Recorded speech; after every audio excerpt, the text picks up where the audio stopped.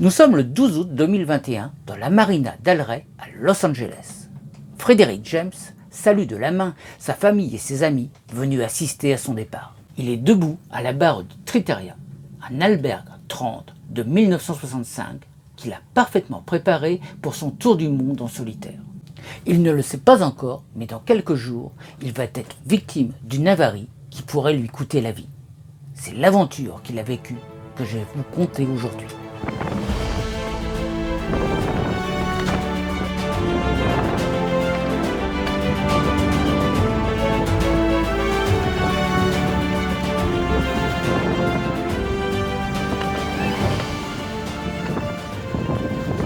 Il fait cap à l'ouest.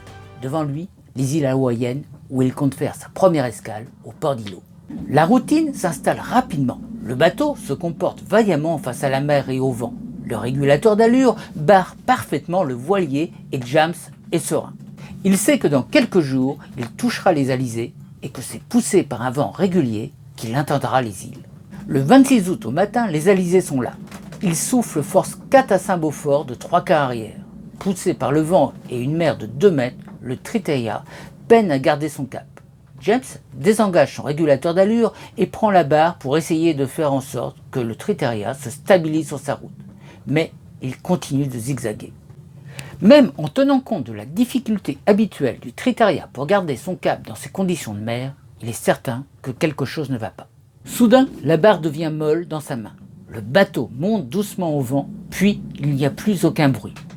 Rien ne paraît dramatique, mais en quelques secondes, alors qu'il actionne la barre de gauche à droite sans ressentir la moindre résistance, la gravité de la situation lui apparaît comme un coup de poing en pleine tête. Il roule rapidement la voile d'avant pour ralentir le bateau tout en analysant la situation. Il a espoir que ce ne soit que le boulon de la tête de fixation de la barre qui se soit cassé. Si c'est le cas, le problème sera facilement résolu. Malheureusement, le boulon est intact. Le problème ne vient pas de là. Il est seul à la dérive à 1000 milles nautiques des îles hawaïennes avec un gouvernail cassé et seulement 2 choix qui s'offrent à lui. Soit il trouve une solution pour diriger Tritteria, soit il appelle les secours et se saborde avant d'embarquer sur le bateau venu le récupérer. Le Tritteria est un bateau à quille longue avec un grand safran en acajou fixé à l'arrière de la quille. James sait que la première chose qu'il doit faire, c'est de voir ce qui se passe sous l'eau. Alors, il attache sa caméra GoPro à sa gaffe. Puis, il essaie de pointer l'objectif du mieux qu'il peut vers le gouvernail. En examinant les images, il peut voir que le safran est séparé de l'axe de barre et qu'il se balance librement. Il est constitué de planches de bois fixées les unes aux autres et liées ensemble par de longues tiges de bronze qui le relient à la mèche. La vidéo montre clairement que ces tiges ont cassé.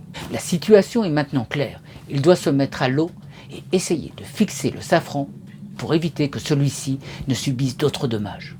Et si possible, faire passer des bouts de chaque côté, ce qui lui donnerait un moyen de diriger le bateau. Avant de plonger, il appelle ses proches avec son téléphone satellite et les met brièvement au courant de ce qui s'est passé et qu'il va se mettre à l'eau. S'il ne devait jamais remonter sur son bateau, au moins, quelqu'un saurait ce qui lui est arrivé. Il enfile une combinaison, son harnais de sécurité avec 2 longes attachées au taquet, des lunettes, un tuba et déploie son échelle de bain. Enfin, en dernier recours, au cas où il serait déconnecté du bateau, il laisse filer une ligne de 30 mètres de long avec des nœuds noués tous les mètres dont l'extrémité est reliée à un flotteur. Toute voile baissée, le bateau tangue et roule. Et même sans toile, le bateau dérive encore à 1 nœud 5, ce qui ne facilite pas la tâche à James. Une fois mis à l'eau, il sent ses longes se tendre et il se retrouve tiré dans le sillage du bateau. Il s'accroche au tableau arrière et fixe le gouvernail pendant un bon moment. Il peut voir qu'un gros morceau de bois s'est délogé du bord de fuite. La lumière filtre à travers les fissures. Le safran va et vient librement, uniquement tenu par son embase. Le roulis qui malmène le bateau le préoccupe. James a peur d'être assommé et de se noyer quand il va plonger pour faire passer la ligne à travers le trou découpé dans le gouvernail qui abrite l'hélice. James prend une grande respiration et plonge, mais c'est un échec. Les tentatives suivantes ne lui permettront pas non plus d'approcher suffisamment du safran pour pouvoir s'y agripper. Après ce qui lui a semblé être une éternité, mais qui n'a duré que 10 minutes, il remonte à bord épuisé. Assis dans le cockpit, découragé et trempé, il essaie de rassembler ses pensées. C'est alors qu'il a la vision de voir son bateau, sa maison, ses rêves et tous ses biens sombrer dans le Pacifique. Mais ça ne se passera pas comme ça. Il a décidé qu'il trouverait la solution pour diriger le Triteria d'une façon ou d'une autre. Pour ralentir sa dérive qui le porte au sud, il sort son ancre flottante de son coffre arrière, l'attache à une longue ligne et la jette à l'eau. Il hisse la grand voile jusqu'à la deuxième bande de riz pour essayer de stabiliser le bateau. Puis, il descend de l'eau carrée pour réfléchir. Il faut qu'il se calme. S'énerver pourrait entraîner un accident, une blessure, voire même la mort. Il est aussi conscient qu'il doit conserver ses forces et éviter d'avoir le mal de mer, ce qui ne serait pas étonnant au vu des mouvements désordonnés du Triteria ballotté dans une mer agitée. Par précaution, James avale un cachet anti-mal de mer et un repas léger. Après cet encas, il se couche tôt, mais les sons du Triteria prenant la mer par le travers et essayant constamment de courir dans le vent étaient déconcertants. Pour essayer de fuir le chaos, il met ses écouteurs et écoute Duke Ellington. Pendant ce temps, sa famille et ses amis se sont contactés. Ils sont inquiets maintenant qu'ils sont au courant de la situation de James. Et, au vu de la trace erratique suivie par le Triteria sur le suivi satellite, ça n'a pas l'air de s'arranger. Une équipe d'assistance à terre se forme très vite. Elle est composée de deux de ses frères, David et Colby, et de son amie de longue date, Sarah, ainsi que du capitaine Noah Pfeffer et du capitaine David Stowell. Vers 23h, il contacte James pour connaître sa situation. Après une nuit agitée, au matin, le vent souffle à 22 nœuds et la mer a grossi. James sort son équipement de plongée et espère que s'il n'a pas à retenir son souffle, il sera capable de nager sous le bateau pour attacher un bout au gouvernail. Il affale à nouveau toutes les voiles, attache une ligne à son gilet de plongée et à son bloc, puis les jette à l'eau. Ensuite, il fixe une longe un peu plus longue à son harnais, ce qui devrait lui permettre cette fois-ci d'atteindre le safran. Ce matin, le vent est plus fort et la mer encore plus grosse qu'hier, ce qui rend les mouvements du bateau encore plus violents.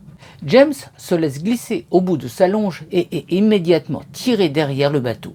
Là, il enfile son gilet et son bloc. La traînée supplémentaire due à son matériel de plongée n'était pas quelque chose qu'il avait envisagé. Et rejoindre le bateau ainsi équipé s'avère plus difficile que prévu. Après avoir remonté mètre après mètre le long de la sangle qui le relie au Triteria, il s'agrippe de toutes ses forces au rail de phare tribord et sent bientôt les muscles de ses bras se contracter.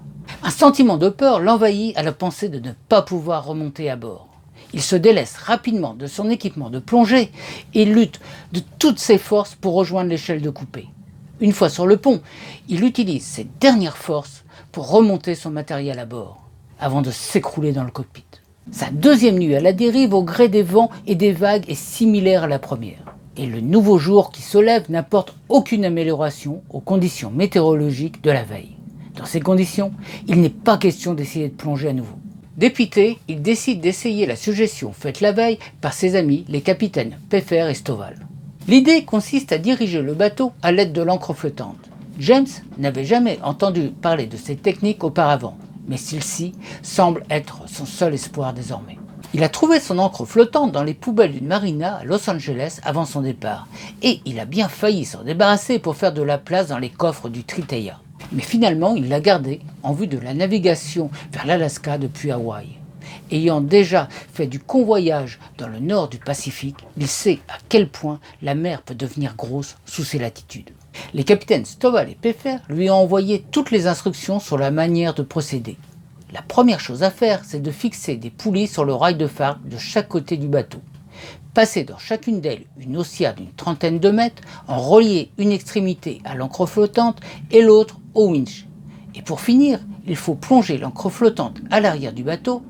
Une fois tout cela fait, en tirant sur l'une ou l'autre des haussières, le Triteria devrait abattre ou lofer.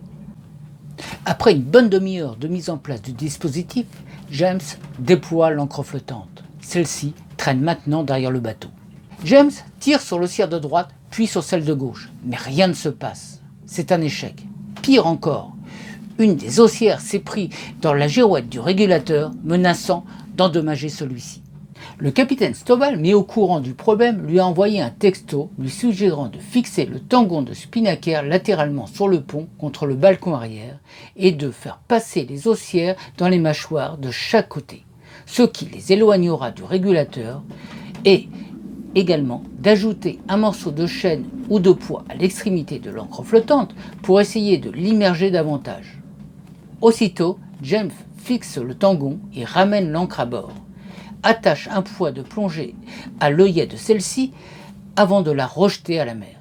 Cela fait tout de suite une énorme différence. Il peut commencer à voir le bateau réagir quand il tire sur une haussière pour amener l'ancre flottante à droite ou à gauche. Mais il faut se rendre à l'évidence. Même après plusieurs heures d'essai, il n'arrive toujours pas à mettre le bateau sur une route lui permettant de rejoindre les îles hawaïennes. De retour dans le carré, James découvre un nouveau message du capitaine Pfeffer qui lui demande si sa grand voile est envoyée. Et si oui, il doit l'affaler et naviguer uniquement avec sa voile d'avant. James avait gardé sa grande voile haute, car il savait qu'avec cette houle, le bateau serait rapidement inconfortable sans elle. Mais tant pis pour le confort, il faut absolument retrouver le moyen de diriger ce bateau. Il affale la grand voile et avec environ 90% de sa voile d'avant déroulée, il peut facilement remettre Triteia sur son cap. Il n'arrive pas à croire que cela fonctionne enfin. Heureux de retour dans le carré, il consulte les nombreux SMS envoyés par sa famille et ses amis qui le félicitent. En effet, ils ont pu suivre sur le tracker satellite que le bateau s'était remis sur le bon cap. Il faut quelques jours à James pour qu'il envoie plus de voiles et que le Triteia atteigne une moyenne de 3 à 4 nœuds. Pour cela, il a dû comprendre comment régler l'ancre flottante qu'il a connectée à son régulateur d'allure. La navigation n'est pas de tout repos. Chaque changement de vent nécessite la modification de la surface de voile et James doit changer à nouveau la position de son ancre flottante. En effet, se diriger avec une ancre flottante, c'est comme se diriger avec une pagaie sur un canoë. Si vous placez votre pagaie dans l'eau et que vous la maintenez immobile, la proue de votre canoë tournera dans la direction dans laquelle se trouve la pagaie. C'est exactement ainsi que fonctionne l'ancre flottante. La plus grande peur de James au cours des premiers jours est de voir le Triteia virer et de repartir en direction opposée. Comment pourrait-il alors le remettre sur le bon cap? Et bientôt ce qui devait arriver arriva. Surpris par une rafale de vent et une vague plus forte que les autres, le Triteia vira brutalement. Un temps désappointé, James eut un éclair de génie et résolut rapidement le problème. Il attacha son stabilisateur de houle sur le côté du bateau et le Triteia vira instantanément et reprit sa route. Pendant 18 jours, la navigation se poursuit à un rythme lent et régulier. Chaque jour qui passe apporte à James de plus en plus de confiance dans le système de direction.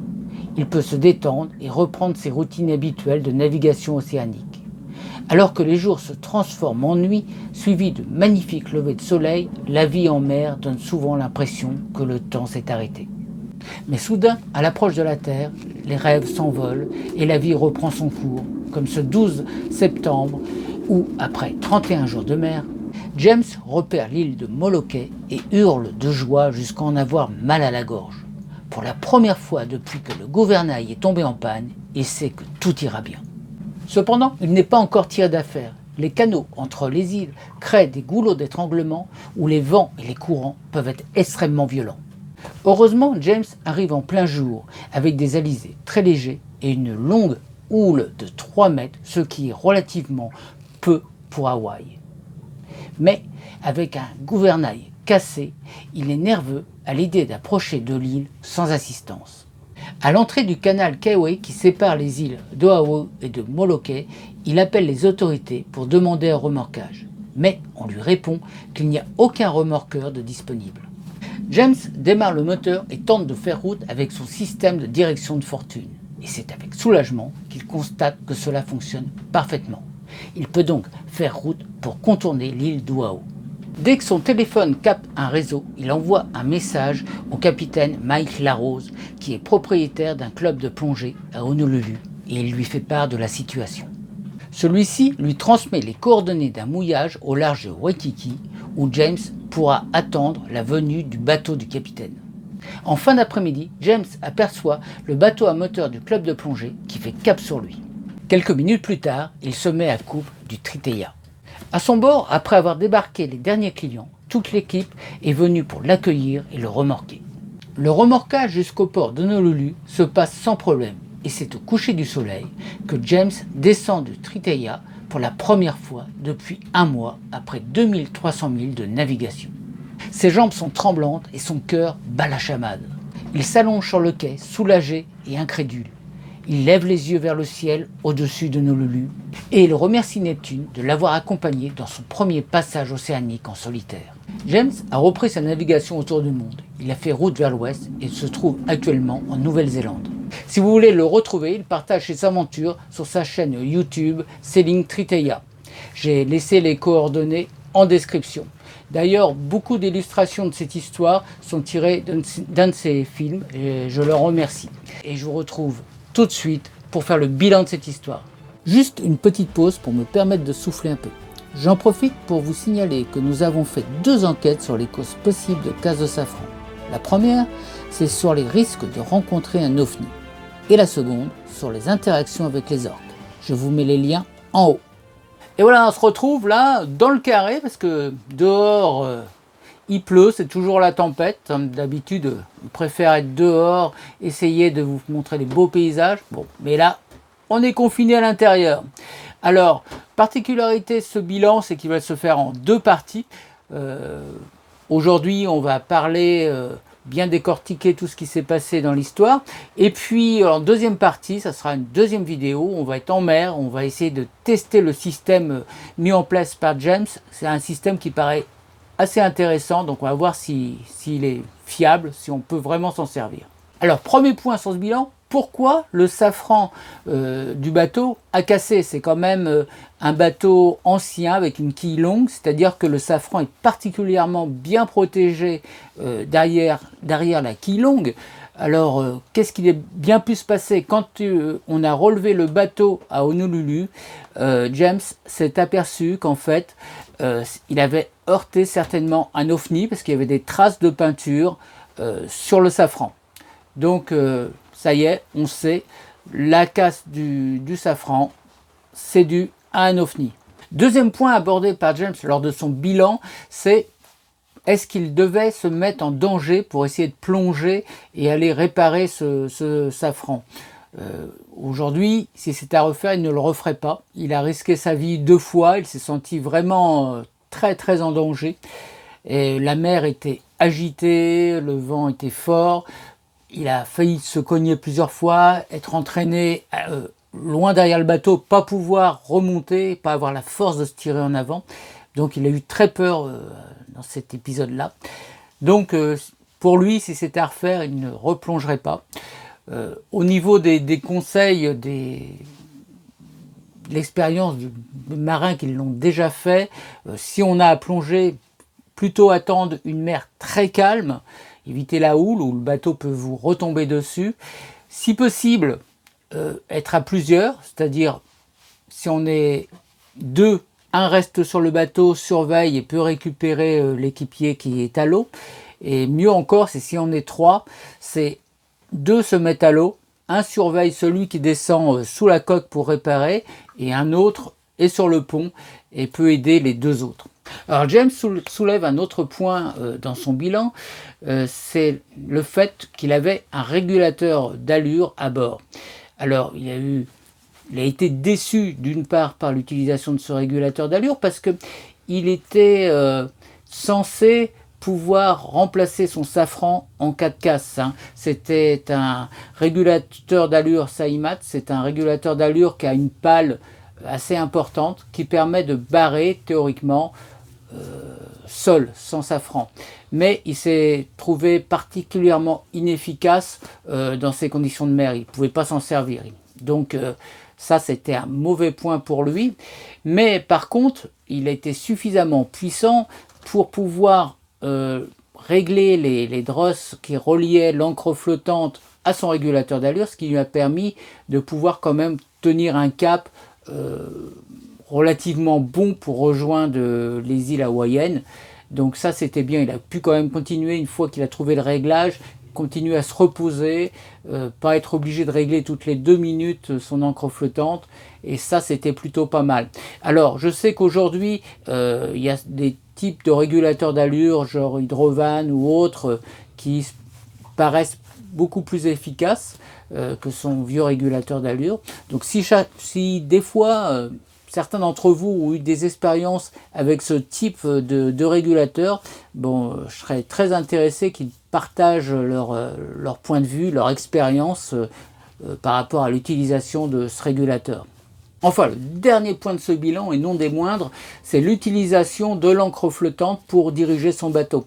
Alors c'est intéressant parce que James a pris comme technique celle du canoë, c'est-à-dire vous plantez la rame dans l'eau pour faire tourner le bateau autour de son axe. C'est ce qu'on fait en canoë. Il a adapté ça au niveau de son bateau avec l'encre flottante. C'est une technique que je ne connaissais pas, mais qui paraît hyper intéressante, donc je vais me faire un grand plaisir d'aller la tester en mer avec vous. On verra dans la prochaine vidéo l'efficacité de la chose. Il signale aussi qu'il y avait la possibilité peut-être de le faire avec un seau, avec un gros sac en toile style sac militaire qui puisse tenir.